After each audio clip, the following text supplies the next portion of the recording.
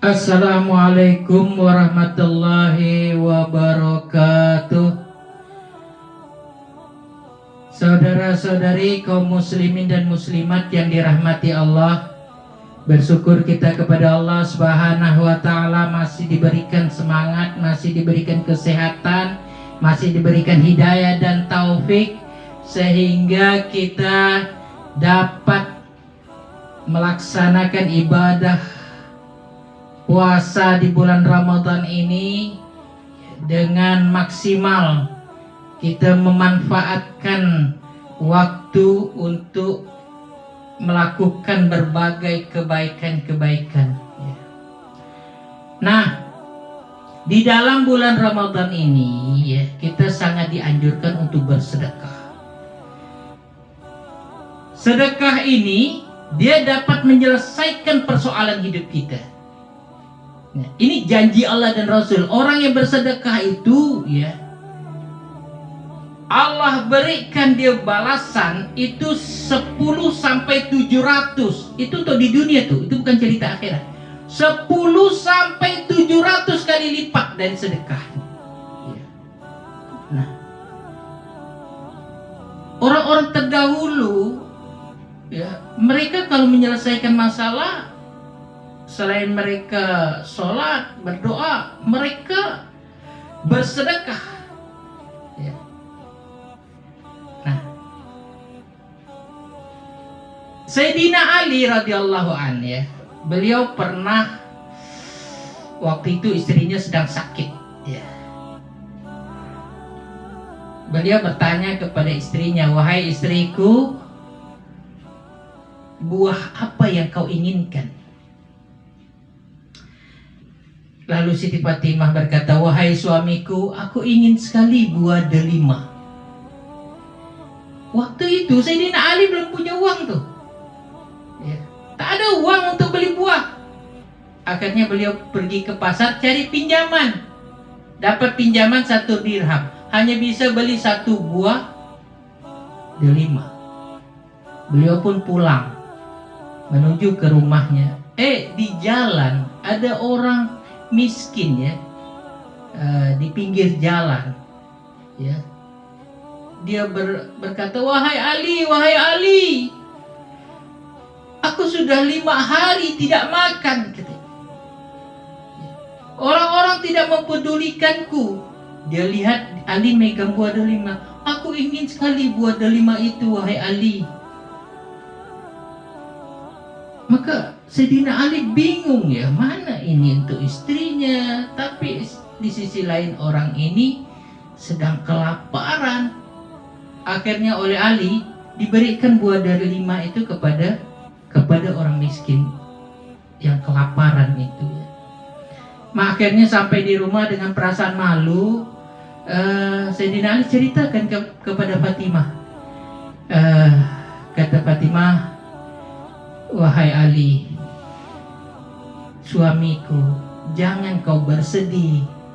Demi keperkasaan Allah yang maha tinggi lagi maha agung, sesungguhnya tatkala engkau memberikan buah delima itu kepada orang tersebut, maka hilanglah keinginan aku terhadap buah delima itu." Mendengar itu Sayyidina Ali pun gembira ya. Nah tak lama ada suara ketuk pintu. Tok tok tok tok tok. Ada orang ngetuk pintu. "Assalamualaikum." Dijawab oleh Ali. "Waalaikumsalam." Sekali dibuka, Salman. Dia bawa talam besar, ceper. Ditutup dengan kain, sesuatu yang diceper itu. Sayyidina Ali tanya, "Ini dari siapa untuk siapa?" "Ini dari Allah ke Rasulullah. Rasulullah menyerahkan untukmu." Ya. "Apa ini?" Buka saja. Sekali dibuka, buah delima, jumlahnya 9 ya. Maka Sayyidina Ali berkata ya, "Wahai Salman, kalau ini untukku, tentu jumlahnya seharusnya 10. Karena kata Allah berfirman ya, Barang siapa membuat satu kebaikan, maka pasti baginya 10 balasannya. Itu surah Al-An'am ayat 160. Salman Al-Farisi lalu tertawa sambil mengeluarkan sebuah delima dari saku bajunya yang dia ambil dari talam itu. Dia berkata, "Wahai Ali, demi Allah, aku hanya sekedar menguji sejauh mana keyakinanmu terhadap firman yang kau bacakan itu." Ya Allah. Nah, dulu ya ada guru saya, Syekh Asy'ari. Beliau itu punya 4 orang istri, anaknya banyak. Waktu itu musim durian, anak-anaknya pengen makan durian. Uangnya cuma ya sedikit aja. Kalau dapat beli buah duriannya beberapa buah saja. Akhirnya tetap dibelinya buah durian itu, tapi disedekahkan. Belinya buah durian itu tapi disedekahkan. Tidak lama kemudian datang orang bawa sekeranjang buah durian, itu disedekahkan kepada beliau. Ya Allah, begitu orang-orang terdahulu begitu yakinnya dengan sedekah. Nah, jadi sedekah ini dapat menyelesaikan persoalan hidup kita ya. Sedekah ini karena sudah dijanjikan akan dibalas 10 sampai 700 kali lipat. Itu untuk cerita di dunia saja. Di akhirat tuh luar biasa, menghindarkan dari azab kubur, dari siksa neraka. Kata Rasulullah, kalau orang itu ya dia mati, dibangkitkan dari kuburnya, yang pertama dilakukan itu bukan sholat, bukan puasa, ya kan, bukan baca Quran, bukan berzikir, tapi yang pertama dilakukannya adalah sedekah. Nah, sedekah ini luar biasa ya. Nah, sedekah ya, yang paling tinggi derajatnya ya, yang paling besar pahalanya itu sedekah di waktu sehat. Nah, seorang sahabat bertanya kepada Rasulullah, ya kan? Pertanyaannya seperti itu. An Abi Hurairah radhiyallahu anhu qala rajulun ya Rasulullah ayyus sadaqah a'zamu ajrah. Yang manakah sedekah yang paling tinggi derajatnya, paling banyak pahalanya? Maka Rasulullah menjawab, qala anta saddaqa wa anta sahihun. Sedekah yang paling banyak pahalanya itu sedekah dikala engkau sehat. Mengapa Rasulullah berkata seperti ini? Karena banyak orang ya, dia giat sedekah kalau udah sakit, yang kira-kira dia ini kayaknya mau meninggal, baru dia banyak sedekah. Tapi itu bagus ya, bagus tuh. Ada orang sampai mati pun, sakit sampai mati pun tak ingat sedekah, ya kan? Itu bagus. Tapi bersedekah dikala masih sehat itu, kata Nabi, jauh lebih baik, lebih tinggi derajatnya, lebih banyak pahalanya. Seperti kita saat ini seperti dalam keadaan sehat. Karena apa? Orang dikala sehat itu ya, kalau dia punya uang diingatnya apa? Ya, beli mobil, beli rumah, beli segala keperluan duniawinya. Nah, kalau dia sakit, rasa-rasa tak lama lagi dia akan mati, baru dia maksimal bersedekah. Nah, bersedekah dalam keadaan sehat, di saat dia cenderung dengan kebutuhan duniawinya, sedekah itu paling tinggi derajatnya, paling besar pahalanya, kata Rasulullah. Nah, apalagi ini pada saat bulan suci Ramadan seperti saat ini, dikalikan 70 kali lipat.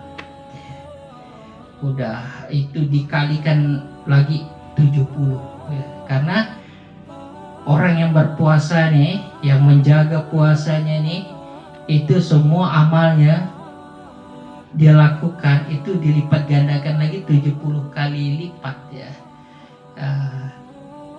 dibandingkan amalan yang dilakukan di luar bulan Ramadan ya. Nah, sekarang ini itu janji Allah dan Rasul ya. Rasulullah ini shodiqul masduq, kata-katanya pasti benar.